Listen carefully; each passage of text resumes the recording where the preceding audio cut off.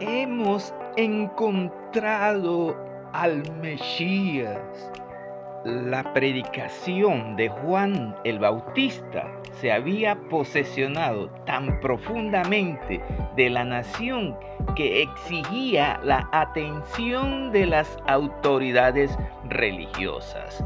Se corría un peligro latente de que se produjera una revuelta.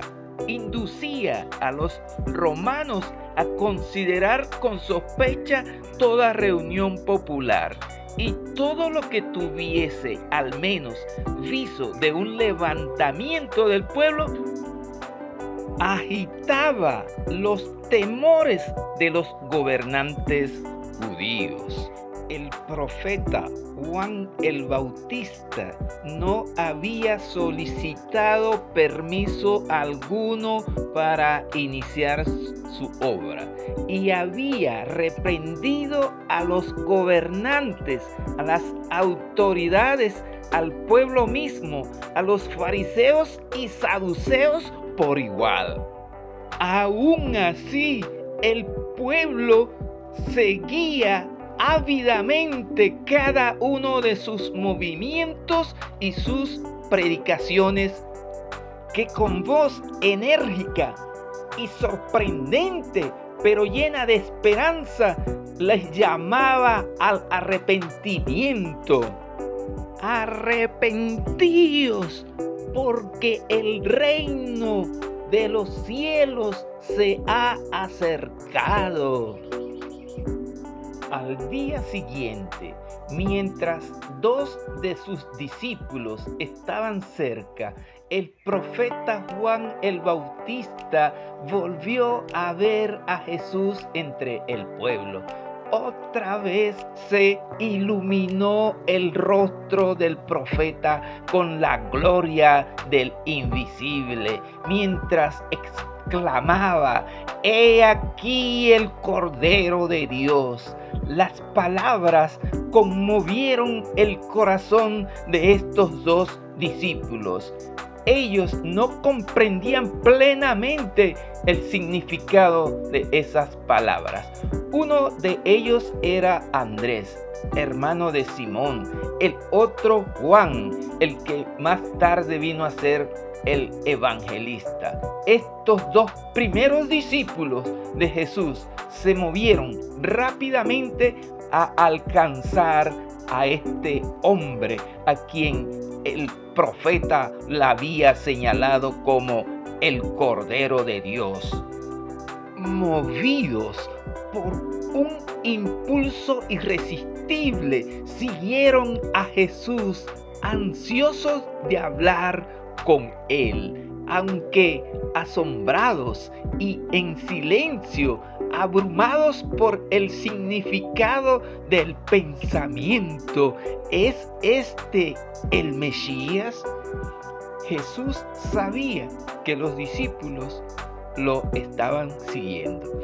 Eran las primicias de su ministerio y había gozo en el corazón del gran maestro al ver a estas almas responder a su divina gracia. Sin embargo, volviéndose, les preguntó: ¿qué buscan? ¿Quería dejarlos libres para volver atrás o para expresar su deseo? Ellos eran conscientes de un solo propósito. La presencia del Mesías llenaba sus pensamientos y exclamaron: «Rabí, ¿dónde moras?». En una breve entrevista a orillas del camino no podían recibir lo que anhelaban. Deseaban estar a solas con ese hombre, el Mesías, sentarse y oír sus palabras. Entonces Jesús les dijo: «Vengan y vean». Vinieron y vieron dónde estaba morando y se quedaron con él todo el día. Si Juan y Andrés hubiesen estado dominados por el espíritu de duda de los gobernantes, sacerdotes y mucha gente del pueblo, no se habrían presentado como discípulos a los pies de Jesús. Habrían venido ante este hombre solo como críticos para juzgar sus palabras en virtud de su apariencia.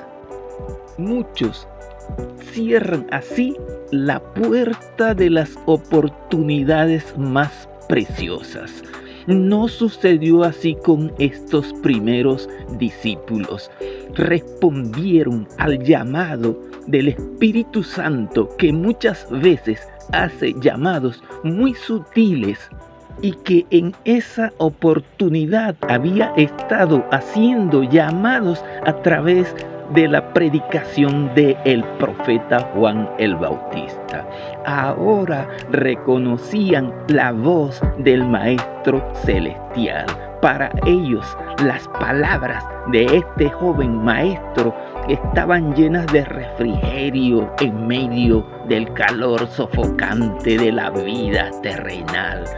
Palabras de verdad y belleza. Unía sus enseñanzas eternas con las cosas cotidianas y las que veían en la naturaleza.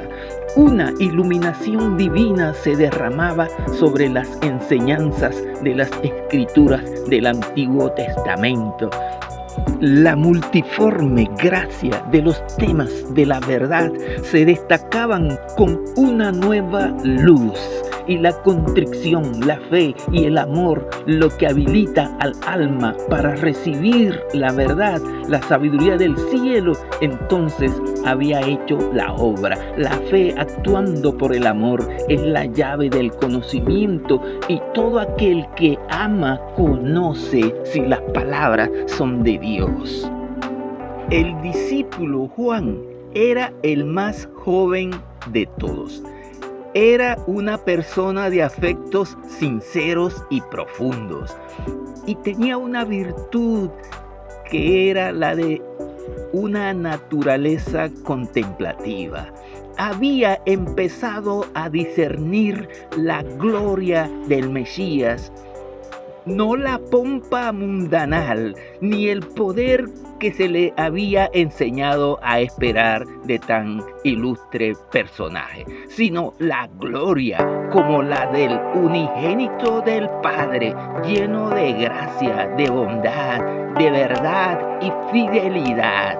Él estaba absorto en la contemplación del maravilloso tema del Mesías. Andrés quiso compartir el gozo que llenaba su corazón. Enseguida fue en busca de su hermano Simón y exclamó: «Hemos hallado al Mesías». Simón no esperó el segundo llamado. Él también había oído la predicación del profeta Juan el Bautista y se apresuró a ir a ver a este joven maestro. Los ojos de Jesús se posaron sobre él.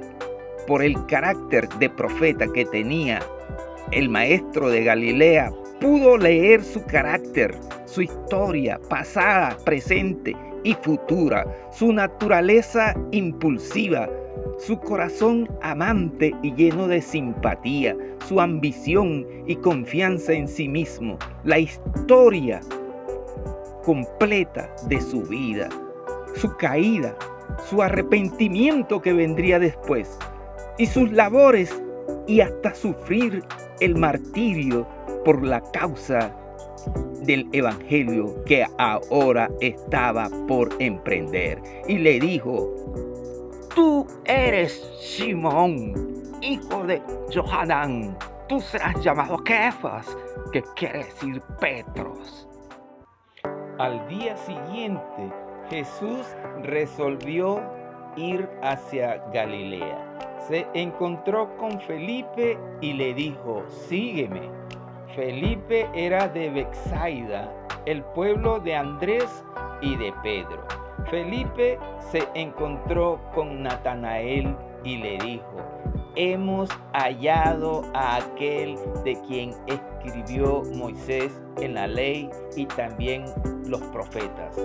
Es Jesús, el hijo de José de Nazaret. Pero Natanael le replicó: ¿puede salir algo bueno de Nazaret? Felipe no entró en controversia, sino le contestó: ven y ve. Natanael había estado entre la gente cuando el profeta Juan el Bautista señaló a Jesús como el Cordero de Dios. Al mirar a Jesús, Natanael quedó profundamente desilusionado. ¿Podía ser el Mesías este hombre que llevaba señales distintivas de pobreza y de trabajo? Sin embargo, Natanael no podía decidirse a rechazar al joven maestro, porque el mensaje del profeta Juan le había convencido en su corazón. Cuando Felipe lo llamó, Natanael se había retirado a un tranquilo huerto para meditar sobre el anuncio de Juan el Bautista y las profecías concernientes al Mesías. Estaba rogando a Dios que si el que había sido anunciado por el profeta Juan era el libertador, entonces que se lo diese a conocer.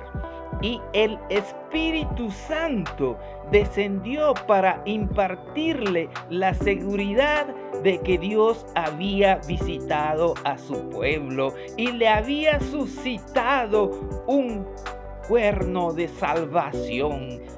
Felipe sabía que su amigo Natanael escudriñaba las profecías y lo descubrió en su lugar de retiro mientras elevaba su alma en oración ferviente debajo de esa higuera donde muchas veces habían estado juntos meditando. El mensaje: hemos hallado a aquel de quien escribió Moisés en la ley y los profetas, pareció a Natanael una respuesta muy directa a su oración.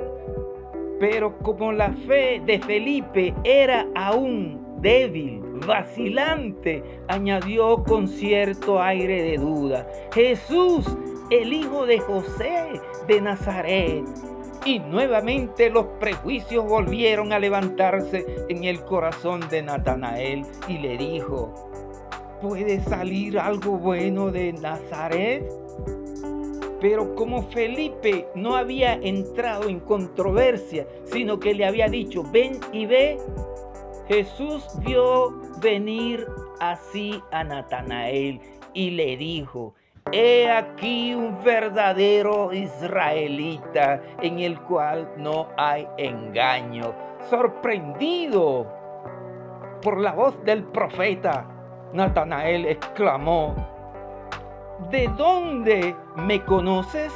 Entonces Jesús de Nazaret le dijo: antes de que Felipe, tu amigo, te llamara, cuando estabas debajo de la higuera, allí mismo te vi. Esto fue suficiente.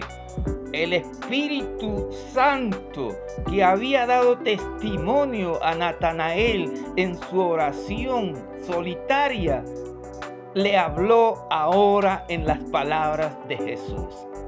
Aunque presa de la duda y aún cediendo en algo al prejuicio, Natanael había venido a Cristo con un sincero deseo de escuchar la verdad, y ahora su deseo estaba siendo satisfecho. Entonces su fe se agigantó y respondió: Rabí, tú eres el Hijo de Dios, tú eres el Rey de Israel.